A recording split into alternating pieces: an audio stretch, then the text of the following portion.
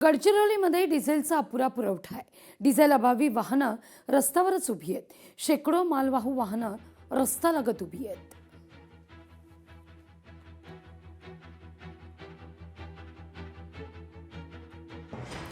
गडचिरोलीमध्ये भरडाई अभावी कोट्यवधींचं धान मातीमोल आहे. आदिवासी विकास महामंडळानं खरेदी केलेला धान मातीमोल झालाय. या सगळ्याचा आढावा घेतला आपले प्रतिनिधी मनोज ताजने यांनी. गडचिरोली जिल्ह्यात आदिवासी विकास महामंडळ आणि राज्य पणन महासंघामार्फत शेतकऱ्यांकडील धानाची हमीभावानुसार खरेदी केली जाते. की आदिवासी विकास महामंडळाची खरेदी ही जास्त असते, पण त्यांच्याकडे धानाची साठवणूक करण्यासाठी गोदामच नसल्यामुळे हा धान अनेक महिनेपर्यंत उघड्यावरच पडून राहतो.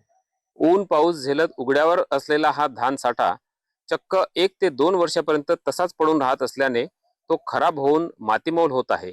धानाची वेळेवर भरडाई केल्यास शासनाचा कोट्यवधी रुपयांचा तांदूळ उपयोगी लागला असता.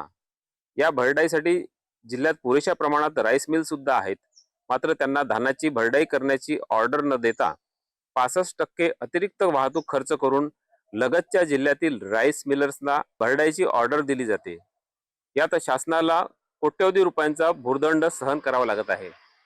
विशेष म्हणजे लगतच्या जिल्ह्यातील राजकीय पुढारी सुद्धा आपल्या जिल्ह्यातील राईस मिलर्सना काम मिळवून देण्यासाठी गडचिरोली जिल्ह्यातील राईस मिलर्सच्या वारंवार तक्रारी करून भरडाईच्या कामात आडकाठी आणत आहेत. एकूणच या सर्व खेळखंडोब्यात शासनाला कोट्यवधी रुपयांचा फटका सहन करावा लागत आहे. पण त्याचा कोणताही विचार न करता केवळ वैयक्तिक स्वार्थातून सुरू असलेला हा खेळ प्रशासकीय यंत्रणेच्या लक्षात कधी येणार, हाच खरा प्रश्न आहे. मनोज ताजने, लोकशाही मराठी, गडचिरोली. लोकशाही मराठी ऐका, पहा, जागरूक रहा.